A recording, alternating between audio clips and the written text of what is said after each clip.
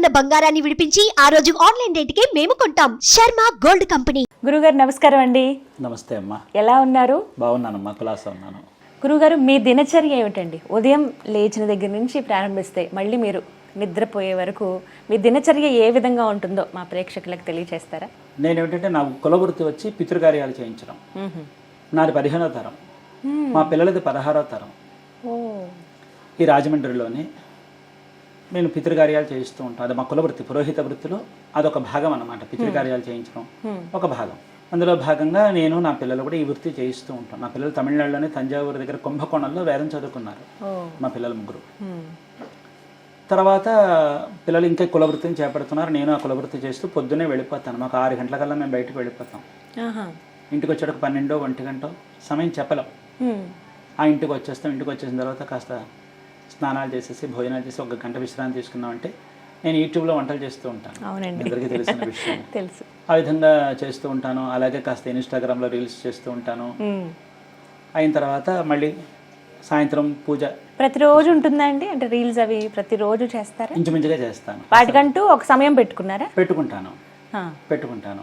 ఇప్పుడు నేను అసలు ఈ మాధ్యమంలోకి వచ్చిందే మానసిక స్థిమితం లేక వచ్చా. ఇప్పుడు నేను మళ్ళీ కాస్త కోలుకున్నాను అంటే అందరి అభిమానం వల్ల కోలుకున్నాను. కాబట్టి ఏంటంటే నేల విడిచి సాము చేయలేము, అభిమానులు విడిచి ఎక్కడికి వెళ్ళాను కదండి. అందుకని ఆ పడంగా నేను వంటలు చేస్తూ, అలాగే ఇన్స్టాగ్రామ్లో రీల్స్ చేస్తూ, కాలక్షేపం చేస్తూ, అలాగే పొద్దుట సాయంత్రం కూడా స్వామికి నేను నా యొక్క అనుష్ఠానం చేసుకుంటూ, ఆరాధన చేసుకుంటూ కాలక్షేపం చేస్తాను. ఎప్పుడైనా నాకు వృత్తి లేనప్పుడు ఇంకా నేను పొద్దున కూడా వీడియోలు చేస్తాను. వంటల వీడియోలు చేస్తూ ఉంటాను. ఏదైనా మంచి మంచి సందేశాలు ఇవ్వాలంటే చెప్తూ ఉంటాను. అందరితోని కూడా చేస్తూ ఉంటాను. ఆ విధంగా నేను చేసుకుంటూ కాలక్షేపం చేసుకుంటూ కొన్ని తిరుపుగళ్ళను ఉంటాయి. సుబ్రహ్మణ్య స్వామిది తిరుపుగళ్ళని పాటలు ఉంటాయి. ఆ పాటల్ని నేను తమిళంలో ఉన్న అక్షరాలని తెలుగులోకి అనువాదం చేసుకుంటూ, అంటే భావాన్ని మార్చను కానీ ఆ అక్షరాలను తెలుగులోకి రాసుకునే ప్రయత్నం చేస్తూ వాడికి కొన్ని బాణీలు కట్టుకుంటూ ఉంటాను. తిరుపుగళ్ళు అనేటటువంటి ఆ విధంగా కాలక్షేపం చేస్తూ ఉంటాను. అలా ఒక రోజు చేస్తూ ఉంటాను. అలా కాలక్షేపం చేస్తూ ఉంటాను. వ్యాయామం చేయడం నాకు చిన్నప్పటి నుంచి నాకు ఇష్టం. అంటే నాకు 18 ఏళ్ల ప్రాయం నుంచి నేను కొంచెం అథ్లెటిక్స్ చేసేవాడిని. మీరు ఏం చదువుకున్నారు స్వామి? ఐటీఐ సివిల్ డ్రాఫ్ట్స్మెన్ చేశాను. ఐటీఐ చేసిన తర్వాత పియూసీ చేశాను. తర్వాత మెకానికల్ ఇంజనీరింగ్లోకి వెళ్ళాను కానీ పూర్తి చేయలేను. కొన్ని అనివార్య కారణాల వల్ల పూర్తి చేయలేకపోయాను. అయితే పోలీస్ డిపార్ట్మెంట్లో సెలక్షన్స్కి వెళ్ళాను. నాకు పెద్ద ఆశయం ఏంటంటే ఒక పోలీస్ డిపార్ట్మెంట్లోకి వెళ్ళాలని ఒక ఆశయం ఉండేది. నాకు చిన్నప్పటి నుంచి వ్యాయామం చేయాలని కుతూహలం ఉండేది. చేస్తూ ఉండేవాడిని. నాకు అలాగే వెళ్ళాను కానీ 2 సార్లు సెలెక్ట్ అయ్యాను. దానికి కూడా కొన్ని అనివార్య కారణాల వల్ల వెళ్ళలేకపోయాను. ఏ లెవెల్ దాకా సెలెక్ట్ అయ్యారు 2 సార్లు మీరు వెళ్ళినప్పుడు? అంటే బాడీ లెవెల్ అయితే కానీ, లేకపోతే రన్నింగ్ లెవెల్ అయితే కానివ్వండి, అక్కడ వాళ్ళు పెట్టినటువంటి టెస్టుల్లో కానీ అన్నింటిలోనే సెలెక్ట్ అయిపోయాను. మీరు సెలెక్ట్ అయ్యారు, మీరు జాయిన్ అవ్వడానికి మీరు రావచ్చు, మీకు ఒక 15 రోజులు వ్యవధిస్తున్నాం, ఈలోగా మీరు జాయిన్ అయ్యే ఉద్దేశం ఉంటే మీరు ఫలానా రోజుకి వచ్చి జాయిన్ అవ్వండి అన్నారు. అన్నింట్లోనే సెలెక్ట్ అయిపోయాను. కొంతమంది స్వార్థానికి, మా కుటుంబీకుల స్వార్థానికి బలయ్యి నేను వెళ్ళలేకపోయాను. అలాగే ఆల్ ఇండియా రేడియోలో కూడా నేను పాటల్లో సెలెక్ట్ అయ్యాను. విజయవాడ విశాఖపట్నం, దానికి వెళ్ళలేకపోయాను. అలాగే కొన్ని సినిమాల్లో ఛాన్సులు వచ్చాయి, నాకు సినిమా అవకాశాలు వచ్చాయి. కె విశ్వనాథ్ గారు, దాసనారాయణరావు గారు, ఇలాంటి వాళ్ళు గుర్తు రావట్లేదు, పేర్లు కొన్ని గుర్తు రావట్లేదు. విశ్వ గారు అని ఒక ఆయన ఉండేవారు, వారు, ఇలాంటి కొన్ని అవకాశాలు వచ్చాయి. వాటికి వెళ్ళలేకపోయాను, దేనికి వెళ్ళలేదు. అలాగే సంగీతం కూడా నేను కొంత నేర్చుకున్నాను, అంటే కొంతవరకు నేర్చుకున్నాను. దానికి వెళ్ళలేకపోయారా?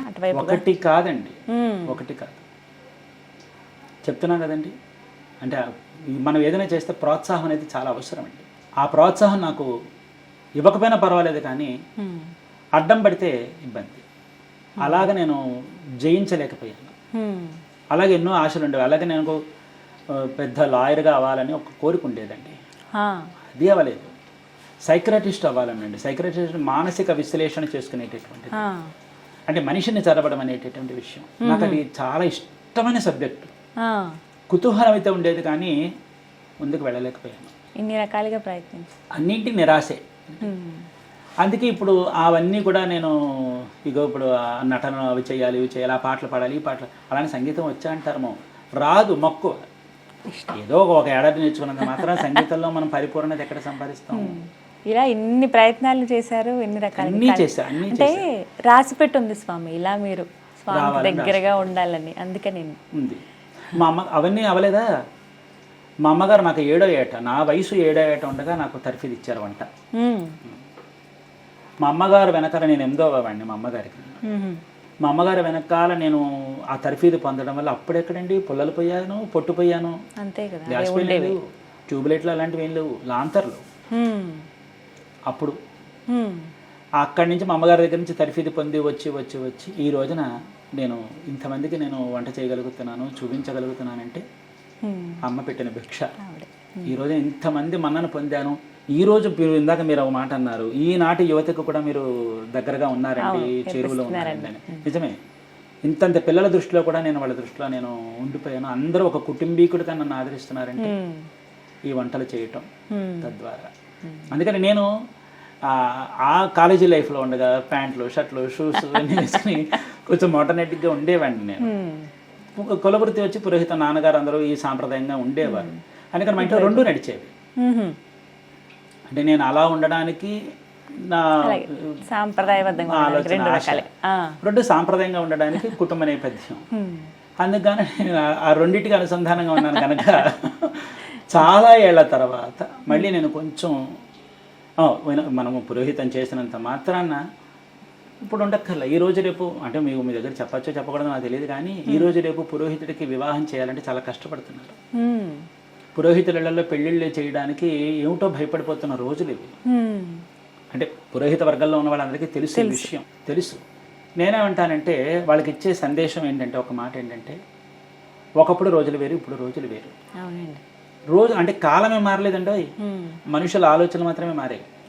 అదే రాత్రి అదే పగల, కాలమే మారలే. మనుషుల ఆలోచనలు వాళ్ళ విధానాలు మాత్రమే మారాయి. అందుకని విధానాలు మారినటువంటి విధానానికి చెప్తున్నాను అనమాట.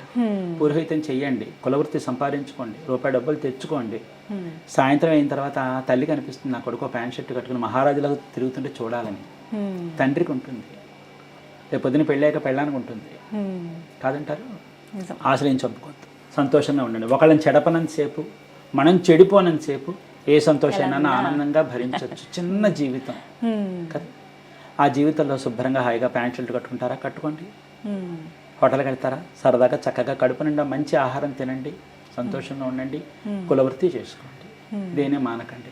అది చెప్పడం కోసం నేనేం చేశానంటే, సరేనా అని చెప్పి నేను మళ్ళీ తిరిగి నా పూర్వాశ్రమంలో ఒక్కసారి నేను ప్యాంట్ షర్ట్ వేసి ఆ విధంగా వచ్చాను. సాంప్రదాయం సాంప్రదాయమే. మనం ఎక్కడ సరదాగా ఉండాలి అక్కడ సరదాగా ఉంటాం, సంతోషంగా ఉంటాం. అప్పుడు ఏమవుతుందంటే నా ఆడపిల్లలకి, ఓహో నా భర్త చక్కగా టీవీగా ఉంటాడు, బండి మీద తొక్కుతాడు, కాలు నడుపుతాడు, సినిమాకి నన్ను ఎక్కడికైనా సినిమాకి తీసుకెళ్ళాలంటే తీసుకెళ్తాడు కదా. పాపం ఆ పిల్ల ఏమైనా తిరుగుతుంది, ఆ అవకాశం అక్కర్లేదుగా. పొద్దున వృత్తి చేస్తాడు, సాయంత్రం చక్కగా టింగురం కానీ ఇద్దరు కలిసి బయటకు వెళ్తారు, సంతోషంగా తిరిగి వస్తారు. ఆ వెసులుబాటు పురోహితులకు ఉంది, అది గమనించండి. అందుకని పిల్లలకి చెప్తాను. గురుగారు నాకు మీరు మాటల్లో అన్నారు, నేను నా దినచర్యలో భాగంగా నేను కాసేపు ఎక్సర్సైజ్ చేస్తారా, మెడిటేషన్, యోగానా, మీరు చేసేది ఏమిటి? నేను మెడిటేషన్, నేను ధ్యానం చేసుకుంటాను. మంత్రానుష్ఠానం నాకు ఎలాగో ఉంది, నా అనుష్ఠానంలో అది ధ్యానం వెళ్ళిపోతూ ఉంటుంది. ఎంతసేపు ధ్యానం? నేను ఒక 2-3 గంటలు చేసుకుంటా. పొద్దున్న లేచిన గంటలు చేసుకుంటా, ప్రతిరోజు చేసుకుంటా. పొద్దున్న సాయంత్రం కూడా చేసుకుంటా. నా వీలుని బట్టి పొద్దున్న కాస్త పనిని బట్టి పొద్దున్న కొంత చేసుకుంటాను. నా మధ్యాహ్నం దాకా డ్యూటీలు అయిపోతాయి నాకు. ఒకసారి 4 గంటలకు వచ్చినా సాయంత్రం ఖాళీయే. సాయంత్రం ఖచ్చితంగా వ్యాయామం చేస్తా, ఖచ్చితంగా వ్యాయామానికి వెళ్ళిపోతాను. నేను కళాశాలకు వెళ్ళిపోతా, అక్కడికి వెళ్ళి చేసుకుని వస్తా. వచ్చిన తర్వాత 1 గంటన్నర నేను ధ్యానం చేసుకున్నాను. మీ వయసు ఎంతో తెలుసుకోవచ్చా?